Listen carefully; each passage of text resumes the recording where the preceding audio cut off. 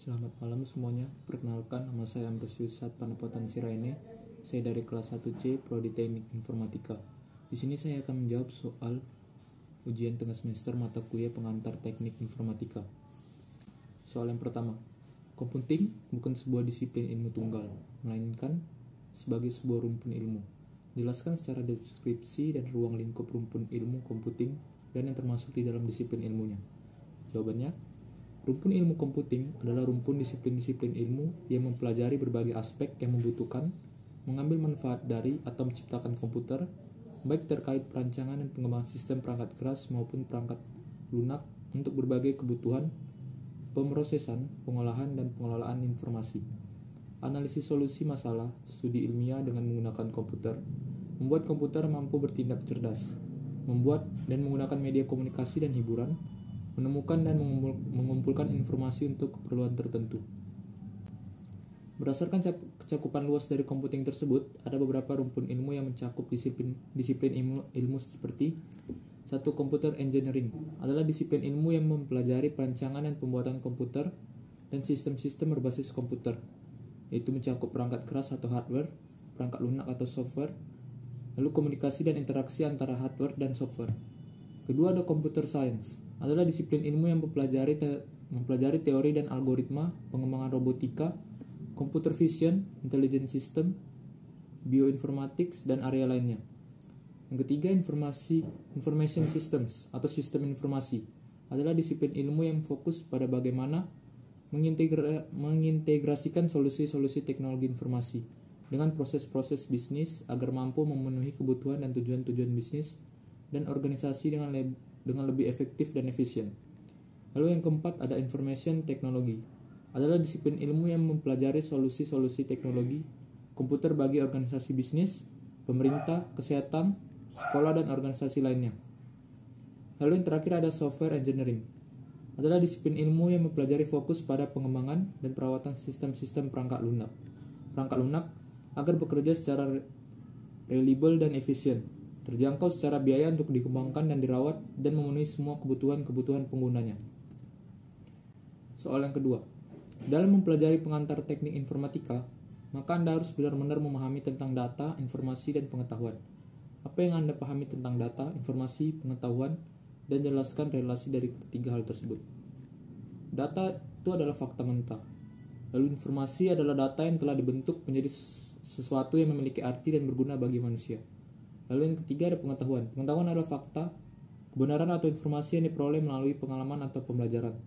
Pengetahuan juga dapat didefinisikan penggabungan data dan informasi. Hubungan dari ketiga hal tersebut dapat digambarkan seperti ini, yang dimana data itu diproses menjadi informasi, lalu informasi itu juga diproses dan ditindaklanjuti lalu menjadi pengetahuan. Soal yang ketiga, sebagaimana kita ketahui, komputer terdiri dari dua bagian, yaitu perangkat keras dan perangkat lunak. Ada yang nama Central Processing Unit atau CPU. Dan apa fungsi dari Central Processing Unit atau CPU tersebut? Fungsinya yang pertama adalah fungsi storing, yaitu dapat menyimpan data dari CPU sehingga seseorang yang akan menggunakan komputer dapat membutuhkan perangkat untuk menyimpannya secara permanen. Yang kedua ada fungsi decoding. Adalah sistem CPU dengan program yang dapat dijalankan dengan kode instruksi sehingga dapat diterjemahkan pada CPU yang dapat mengenalinya pada kode biner. Lalu yang ketiga ada fungsi executing.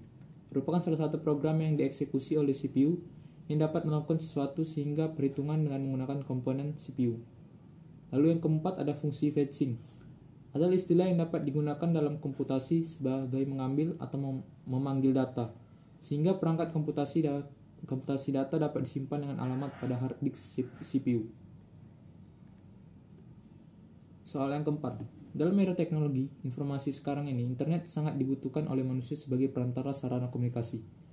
Berikan penjelasan tentang cara kerja internet dan apa keuntungannya. Yang pertama, cara kerja internet. Internet Service Protocol atau ICP akan memberikan alamat ke komputer atau laptop. Kemudian ICP akan melakukan konfigurasi alamat agar supaya alamat tersebut bisa tersambung ke server ICP.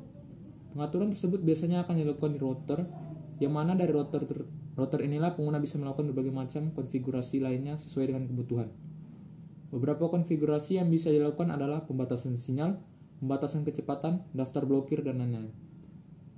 Lalu keuntungannya yang pertama ada akses informasi tak terbatas. Kedua, untuk sarana konektivitas dan komunikasi. Tiga, sumber beragam wawasan ilmu dan pengetahuan. Keempat, mempermudah proses pelaksanaan sistem akademik. Kelima, menghemat biaya dan waktu. Keenam, sangat efektif mensukseskan bisnis atau usaha. Ketujuh, memperluas ruang pertemanan. Dan yang terakhir, media hiburan semua kalangan. Soal yang kelima. Building blocks adalah sistem informasi yang kombinasi dari teknologi informasi dan aktivitas orang yang menggunakan teknologi untuk mendukung operasi dan manajemen. Jelaskan blok-blok yang harus ada dalam sistem informasi. Yang pertama yaitu input block. Input block merupakan data yang masuk ke dalam sistem informasi. Input termasuk dalam metode dan media untuk menangkap data yang akan dimasukkan. Data dapat berupa dokumen-dokumen dasar. Lalu yang kedua ada model block. Kombinasi prosedur, logika, dan model matematika yang akan memanipulasi data input dan data yang tersimpan di basis data dengan cara yang sudah ditentukan untuk menghasilkan keluaran yang diinginkan. Yang ketiga ada output block. Hasil dari blok keluaran yang merupakan informasi yang berkualitas dan dokumentasi yang berguna untuk semua tingkatan manajemen serta semua pemakai sistem. Keempat ada komponen teknologi atau teknologi blok.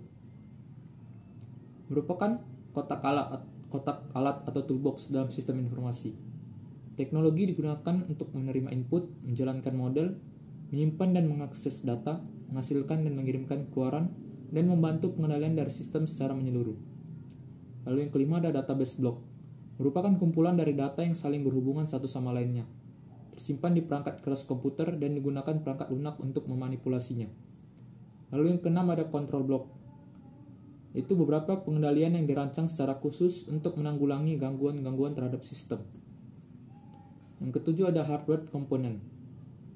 Hardware berperan penting sebagai suatu media penyimpanan vital bagi sistem informasi, yang berfungsi sebagai tempat untuk menampung database, atau lebih mudah dikatakan sebagai sumber data dan informasi untuk memperlancar dan mempermudah kerja dari sistem informasi.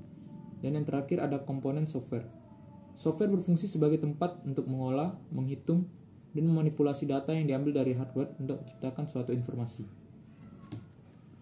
Sekian dari jawaban saya. Terima kasih. Selamat malam.